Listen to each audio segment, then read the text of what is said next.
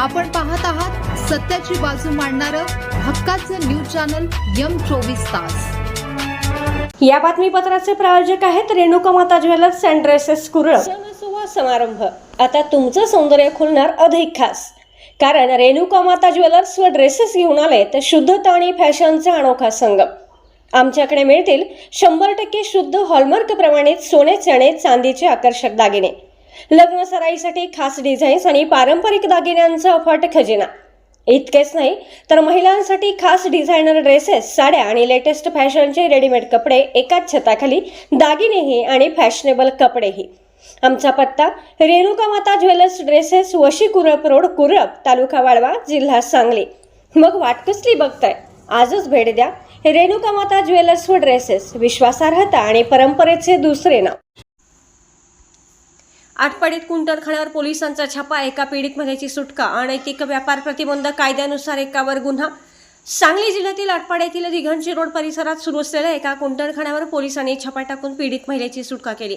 या प्रकरणी संशयिताविरोधात अनैतिक व्यापार प्रतिबंधक अधिनियमाअंतर्गत गुन्हा दाखल करण्यात आला असून त्याला पोलिसांनी ताब्यात घेतले आहे। पोलिसांनी दिलेल्या माहितीनुसार आटपाडी ते दिघंची रोडच्या पश्चिमेस असलेल्या सतीश लांडगे यांच्या भाड्याच्या घरात कुंटरखाना सुरू असल्याची माहिती पोलिसांना मिळाली होती। या माहितीच्या आधारे पोलीस पथकाने तत्काळ छापा टाकला। या कारवाईत उमेश राघव शेट्टी, वय 52, मूळ राहणार कारकाल, उडपी, कर्नाटक, सध्या राहणार आटपाडी, याच्यावर भारतीय न्याय संहिता तसेच अनैतिक व्यापार प्रतिबंधक अधिनियमान्वये गुन्हा नोंदवण्यात आला आहे। संशयिताने पीडित महिलेला जबरदस्तीने वेश्याव्यवसायास भाग पाडून भाड्याच्या घरात कुंटरखाना चालवल्याचे प्राथमिक तपासात निष्पन्न झाले आहे। पोलिसांनी पीडित महिलेची सुटका करून घटनास्थळावरून 7,900 रुपयांची रोख रक्कम जप्त केली। ही कारवाई पोलीस निरीक्षक विनय बहिर यांच्या मार्गदर्शनाखाली व महिला पोलीस उपनिरीक्षक धनश्री करंजकर या पथकाने पार पाडली। याबाबत आटपाडी पोलीस अधिक तपास करत आहेत। गेल्या 5 ते 6 महिन्यापासून, म्हणजे जवळजवळ नगरपंचायतच्या इलेक्शनच्या आधीपासून आटपाडीमध्ये आपल्या दिघंची रोडला पुजार वस्तीजवळ वेश्या व्यवसाय चालतोय अशी माहिती मला काही मित्रांकडून कळाली आणि त्याच्यानंतर या गोष्टीचा पाठपुरावा करत असताना वेळोवेळी माझ्या कामानिमित्त मी त्या रोडला गेलो की मला नेमकून आज ज्या ठिकाणी या महिलेला आणि त्या जो हा वेश्या व्यवसाय चालवतोय त्या माणसाला उचललंय त्याबरोबर पर्टिक्युलर त्या लोकेशनला मला तरुणांची संख्या जास्त दिसायची। बाहेरून आलेल्या 4 व्हीलर असतील, 2 व्हीलर असतील, तिथं सतत गाड्यांची रेलचेल दिसायची।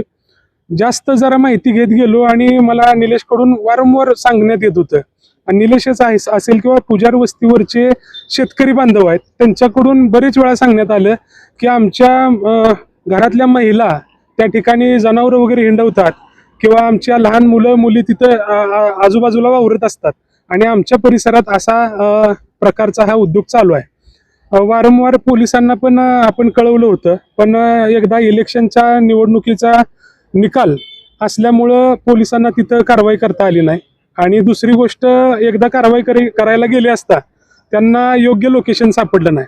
पण आज ज्यावेळी कळालं की आजही त्या ठिकाणी हा व्यवसाय चालू आहे, तिथं एक महिला आहे आणि अजून लोकांची रेलचेल चालू आहे, तर त्यावेळी मी अनिल शेट्टी यांना फोन केला। अनिल शेट्टींनी आपल्या PI साहेबांना फोन करून तिथं लगेच तातडीनं पथक पाठवून दिलं आणि तिथून एक महिला आणि तो जो शेट्टी म्हणून तो गृहस्थ आहे तो माझ्या मते बाहेरचा आहे, पण तो इथं येऊन आटपाडीला नासवण्याचं काम करतोय। आटपाडीचं नाव या घटनेनं खराब होतंय। आटपाडीचा एक चांगला वारसा आहे, कलाकारांचा असेल, साहित्यिकांचा असेल, आणि अशा आटपाडीमध्ये हा असा घाण उद्योग होतोय। त्यासाठी माझी पोलीस प्रशासनाला विनंती असेल की अशा या घाण वृत्तीच्या लोकांवरती कडक कारवाई करण्यात यावी। हा, ठीक आहे। जर आज ह्या लोकांवर कारवाई नाही झाली आणि पुन्हा हा जर व्यवसाय सुरू राहिला तर पुजार वस्ती असेल आणि आसपासच्या सगळ्या ग्रामस्थांना घेऊन आम्ही पोलीस स्टेशनला इथं आंदोलन करणार असं मी जाहीर करतो।